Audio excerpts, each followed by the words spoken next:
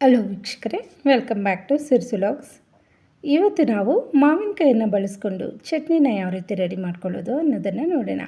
ಈ ವಿಧಾನದಲ್ಲಿ ನೀವು ಚಟ್ನಿ ಮಾಡಿಕೊಂಡ್ರೆ ಅಷ್ಟೊಂದು ಹುಳಿ ಅನಿಸೋದಿಲ್ಲ, ತುಂಬ ಟೇಸ್ಟಿಯಾಗಿರುತ್ತೆ. ಮೊದಲಿಗೆ ಇಲ್ಲಿ ಒಂದು ಮಾವಿನಕಾಯಿಯನ್ನು ತಗೊಂಡಿದ್ದೀನಿ. ಇದನ್ನು ನಾವು ಕಟ್ ಮಾಡ್ಕೊಳ್ಳೋಣ. ತುಂಬ ಹುಳಿ ಇರ್ತಕ್ಕಂಥ ಮಾವಿನಕಾಯಿಯನ್ನು ತೊಗೊಂಡ್ರೆ ತುಂಬ ಹುಳಿ ಆಗುತ್ತೆ, ಚಟ್ನಿ ತಿನ್ನೋದಕ್ಕೆ ಆಗೋದಿಲ್ಲ. ತೋತಾಪುರಿ ಮಾವಿನಕಾಯಿಯನ್ನು ಬಳಸ್ಕೊಂಡ್ರೆ ಚಟ್ನಿ ತುಂಬ ಟೇಸ್ಟಿಯಾಗಿರುತ್ತೆ.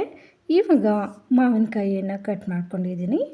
ಅದರ ಜೊತೆ ನಾನಿಲ್ಲಿ ಒಂದು ಬಟ್ಲಷ್ಟು ಚಿಕ್ಕ ಬಟ್ಲಷ್ಟು ಸಾಂಬಾರು ಈರುಳ್ಳಿನ ತಗೊಂಡಿದ್ದೀನಿ. ಇವೆರಡು ಕಾಂಬಿನೇಷನಲ್ಲಿ ನಾವು ಚಟ್ನಿನ ಮಾಡಿಕೊಂಡ್ರೆ ಚಟ್ನಿ ತುಂಬ ಟೇಸ್ಟಿಯಾಗಿರುತ್ತೆ. ಇವಾಗ ಒಂದು ಕಡಾಯಿಯನ್ನು ಬಿಸಿ ಮಾಡಿಕೊಂಡು ಅದಕ್ಕೆ ಒಂದು 2 ಸ್ಪೂನಷ್ಟು ಎಣ್ಣೆನ ಹಾಕ್ಕೊಳ್ಳೋಣ. ಎಣ್ಣೆ ಬಿಸಿ ಆದ ನಂತರ ಸಾಂಬಾರು ಈರುಳ್ಳಿನ ಎಣ್ಣೆಲಿ ಹಾಕಿ ಚೆನ್ನಾಗಿ ಫ್ರೈ ಮಾಡ್ಕೊಳ್ಳೋಣ. ಇದರ ಜೊತೆಗೆ ನಾವು ಖಾರಕ್ಕೆ ಅನುಗುಣವಾಗಿ ಒಣಮೆಣಸಿನ್ಕಾಯನ್ನು ಸೇರಿಸ್ಕೊತಾ ಇದ್ದೀನಿ. ಹಸಿಮೆಣಸಿನ್ಕಾಯಿ ತಿನ್ನೋರು ಹಸಿಮೆಣಸಿನ್ಕಾಯನ್ನು ಸೇರಿಸ್ಕೋಬಹುದು. ಇದನ್ನು ಸ್ವಲ್ಪ ಹೊತ್ತು ಫ್ರೈ ಮಾಡ್ಕೊಂಡ ನಂತರ ಇದಕ್ಕೆ ಬೆಳ್ಳುಳ್ಳಿನ ಒಂದು 7-8 ಎಸಳನ್ನು ಸೇರಿಸ್ಕೊಂಡಿದ್ದೀನಿ. ಜೊತೆಗೆ ಖಾರಕ್ಕೆ ಅನುಗುಣವಾಗಿ ಒಣಮೆಣಸಿನ್ಕಾಯನ್ನು ಸೇರಿಸ್ಕೊಂಡು ಚೆನ್ನಾಗಿ ಎಣ್ಣೆಯಲ್ಲಿ ಫ್ರೈ ಮಾಡ್ಕೊಳ್ಳೋಣ. ಇವನ್ನು ಸ್ವಲ್ಪ ಹೊತ್ತು ಫ್ರೈ ಮಾಡ್ಕೊಂಡ ನಂತರ ನಾವು ಕಟ್ ಮಾಡಿಟ್ಕೊಂಡಿರ್ತಕ್ಕಂಥ ಮಾವಿನಕಾಯಿ ಪೀಸ್ಗಳನ್ನು ಸೇರಿಸ್ಕೊಳ್ಳೋಣ. ಎಣ್ಣೆಯಲ್ಲಿ ಇದನ್ನು ಸಹ ಸ್ವಲ್ಪ ಹೊತ್ತು ಫ್ರೈ ಮಾಡ್ಕೊಳ್ಳೋಣ. ಈ ರೀತಿ ಮಾಡೋದ್ರಿಂದ ಹುಳಿ ಅಂಶ ಸ್ವಲ್ಪ ಕಡಿಮೆ ಆಗುತ್ತೆ. ಡೈರೆಕ್ಟಾಗಿ ನಾವು ಹಸಿ ಮಾವಿನಕಾಯಿನ ಚಟ್ನಿ ಮಾಡಿಕೊಂಡ್ರೆ ಹುಳಿ ಹೆಚ್ಚಾಗಿರುತ್ತೆ. ಇವಾಗ ನಾವು ಉಪ್ಪನ್ನು ಸೇರಿಸ್ಕೊಳ್ಳೋಣ ರುಚಿಗೆ ತಕ್ಕಷ್ಟು.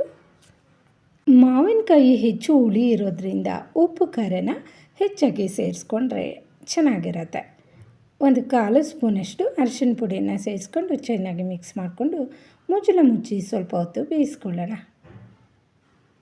ಈ ರೀತಿ ಬೇಯಿಸೋದ್ರಿಂದ ಮಾವಿನಕಾಯೆಲ್ಲ ಸಾಫ್ಟಾಗಿ ಚೆನ್ನಾಗಿ ಬೆಂದಿರುತ್ತೆ.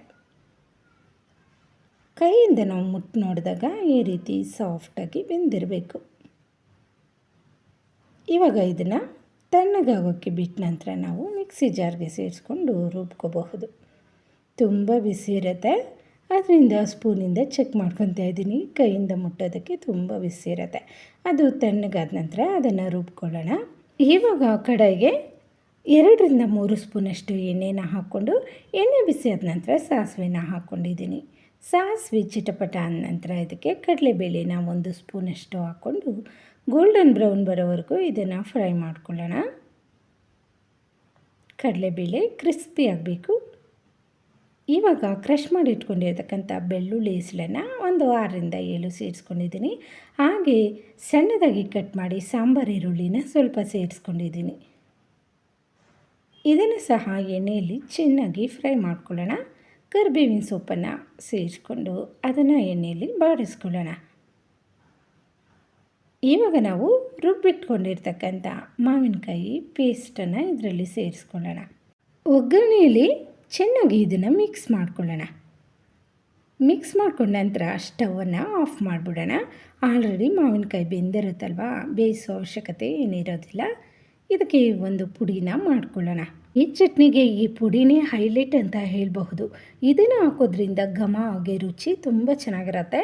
ಸಾಸಿವೆ 1/2 ಸ್ಪೂನು, ಜೀರಿಗೆ 1/2 ಸ್ಪೂನು, ಹಾಗೆ ಮೆಂತ್ಯ ಕಾಳನ್ನು 1/2 ಸ್ಪೂನು ಸೇರಿಸಿ ಚೆನ್ನಾಗಿ ಹುರ್ಕೊಂಡು ಪುಡಿ ಮಾಡಿ ಅದನ್ನು 1 ಸ್ಪೂನಷ್ಟು ಈ ಚಟ್ನಿಗೆ ಸೇರಿಸಿದ್ರೆ ಸಾಕು. ಲಾಸ್ಟಲ್ಲಿ ಕೊತ್ತಂಬರಿ ಸೊಪ್ಪನ್ನು ಸೇರಿಸ್ಕೊಂಡು ಮಿಕ್ಸ್ ಮಾಡ್ಕೊಬಿಡೋಣ. ಘಮ ಘಮ ಅಂತ ಹಾಗೆ ಬಾಯಿಗೆ ಒಂದು ಹೊಸ ರುಚಿಯನ್ನು ತಂದುಕೊಡ್ತಕ್ಕಂಥ ಮಾವಿನಕಾಯಿ ಚಟ್ನಿ ರೆಡಿ ಆಯಿತು. ಇದನ್ನು ನಾವು ಮುದ್ದೆ ಜೊತೆ ಸಹ ತಿನ್ನಬಹುದು.